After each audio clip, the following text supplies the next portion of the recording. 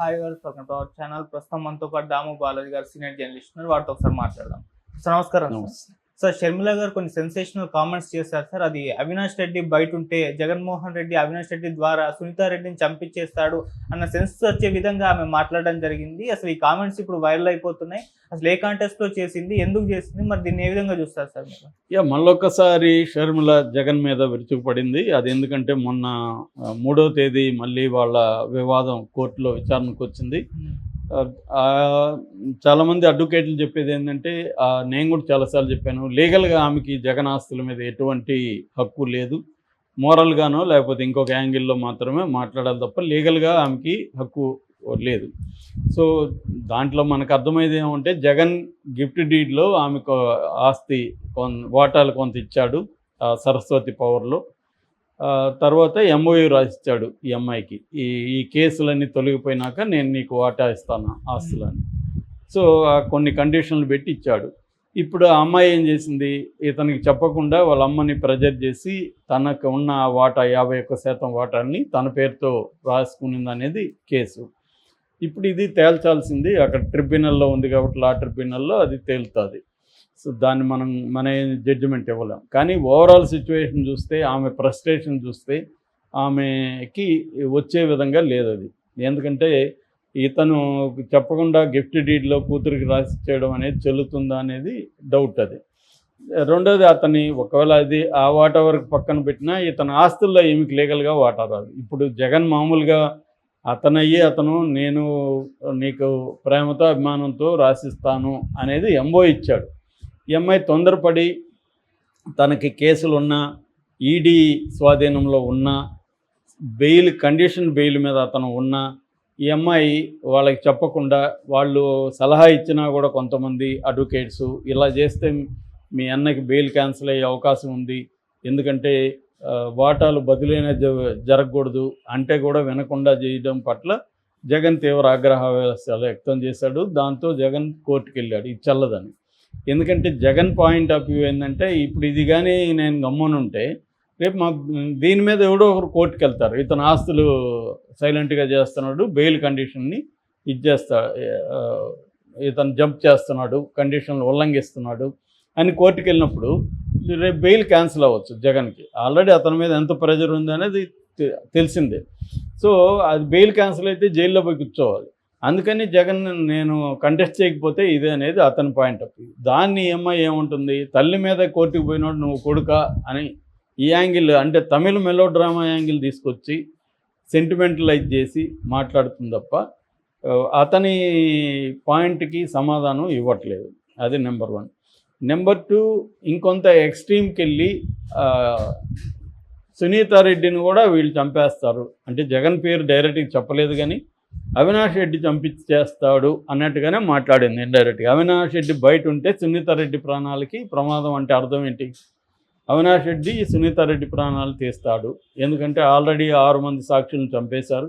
ఈమె ఎలా చెప్తుంది చంపేశారా లేదని సిట్ ఉంది, యాక్చువల్గా సిట్లో తేలాలి. కానీ ఈమె ఆరోపణ ఏంది, వాళ్ళని జగనే చంపేశాడు. నిజానికి వాళ్ళ పేరెంట్స్ కానీ వాళ్ళ బంధువులు కానీ ఎవరు కంప్లైంట్ ఇలా 6 మంది చనిపోయిన వాళ్ళు వీళ్ళు మాట్లాడుతున్నారు. ఇప్పుడు మొన్న ఆయన రామయ్య వాచ్మెన్ అక్కడ చనిపోయాడు, 80 ఏళ్ళు ఆయనకి ఇప్పటి నుంచో ఆరోగ్యం బాగాలేదు. సో ఆయన చనిపోయాడు. అట్లాగే ఇంకొంతమంది చనిపోయారు. దాంట్లో వాళ్ళెవరు, వాళ్ళ పేరెంట్స్ నిజానికి వాళ్ళల్లో కొంతమంది మా వాళ్ళ హెల్త్ బాగాలేక చనిపోయినారని చెప్తున్నారు. అయినా సరే వీళ్ళు రాజకీయంగా తెలుగుదేశం దాన్ని ఇంకా పిండదామని ఆలోచిస్తుంది కాబట్టి చెప్తుంది. ఇప్పుడు ఈమె మళ్ళీ వచ్చి Avinash Reddy already Avinash Reddy bail cancel చేయమని సునీత సుప్రీంకోర్టుకి వెళ్ళింది. బెయిల్ అది క్యాన్సిల్ చేయట్లేదు. సో నువ్వు లీగల్గా పోరాడకుండా దీన్ని వచ్చి మళ్ళీ జగన్ మీద చేయడం అంటే అర్థం ఏంటంటే, ఆమె మొత్తం గోల్ అంతా కూడా జగన్ని బదనాం చేయాలన్న ఆలోచన ఉంది తప్ప కాంగ్రెస్ని అభివృద్ధి చేద్దామన్న ఆలోచన లేదు అనేది చాలామంది విమర్శిస్తున్నారు. ఎందుకంటే కాంగ్రెస్ పార్టీలో ఉన్న వాళ్ళని చాలామంది జగన్ లాక్కునే కార్యక్రమం ఆల్రెడీ చేస్తున్నాడు. సో దీన్ని కౌంటర్ చేయడానికి ఆమెకి ఇంకా ఫ్రస్ట్రేషన్ పెరిగిపోతుంది.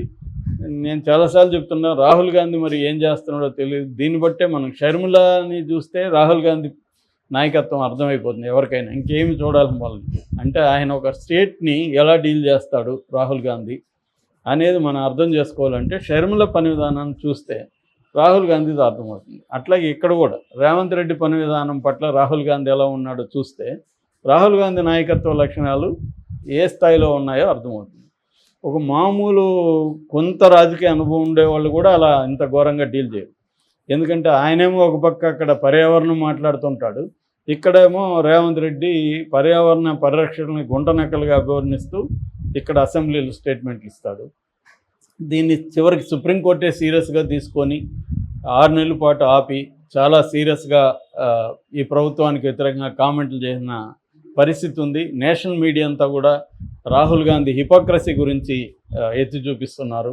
Not only BJP media, గోధి media కాదు, మోడీకి యాంటీగా ఉన్న మీడియా కూడా, ప్రో కాంగ్రెస్ మీడియా కూడా ఈ విషయంలో సీరియస్గానే ప్రశ్నిస్తున్నారు. సో అలాగా రాహుల్ గాంధీ కూడా ఇక్కడ పట్టించుకోవట్లేదు ఏది ఆంధ్రప్రదేశ్లో. అందుకని ఈమె అసలు కాంగ్రెస్ పార్టీ పిసిసి ప్రెసిడెంట్ లాగా కాకుండా ఒక జగన్ చెల్లెలుగా తనకు ఆస్తి రాలేదన్న కోపంతో జగన్ మీద మాట్లాడటమే కనిపిస్తుంది. సో ఇప్పుడు వీళ్ళ పాయింట్ ఆఫ్ వ్యూ ఏంటి, అతని లీగల్గా ఆస్తులు రావు కాబట్టి మోరల్గా అతన్ని ప్రెజర్ చేయాలి, అతని ప్రెజర్కి లొంగట్లేదు కాబట్టి అతన్ని డ్యామేజ్ చేయాలి, అతని డ్యామేజ్ పొలిటికల్గా ఏ స్థాయిలో చేయగలమో ఆ స్థాయిలో చేయాలి. ఇది కనిపిస్తుంది మనకి ఫ్రస్ట్రేషన్ ఈ అమ్మాయిలో. సో ఆ యాంగిల్లో అమ్మాయి మాట్లాడింది. ఆల్రెడీ వాళ్ళు కౌంట్లు ఇచ్చారు. ఈమె ఆరోపణలకి కూడా బేస్ ఏం లేదు. ఈమె ఆరోపణలు ఏముంటుంది, రామ్ సింగ్ని బెదిరించి తను ఏదో రాయించుకున్నాడు, సునీతనే హత్య చేసిందని అంటుంది. నిజానికి రామ్ సింగ్ ఉన్నప్పుడు కేసు ఎవరి మీద పెట్టారు, సునీత మీద పెట్టారా? లేదు కదా, వీళ్ళ మీద కదా పెట్టారు. అక్కడ ముద్దాయిగా ఇప్పుడు ఎవరున్నారు, అవినాష్ రెడ్డి ఉన్నాడు, వాళ్ళ నాన్న ఉన్నాడు. ఆల్రెడీ వాళ్ళ నాన్న కొన్ని నెలల పాటు జైల్లో ఉండి వచ్చాడు. 78 ఏళ్ళు, ఆయనకు వెన్నుముక ప్రాబ్లం ఉంది, అయినా కూడా జైలుకి బెయిల్ రాకుండా చేయగలిగారు వీళ్ళు, ఉండి కదా వచ్చాడు.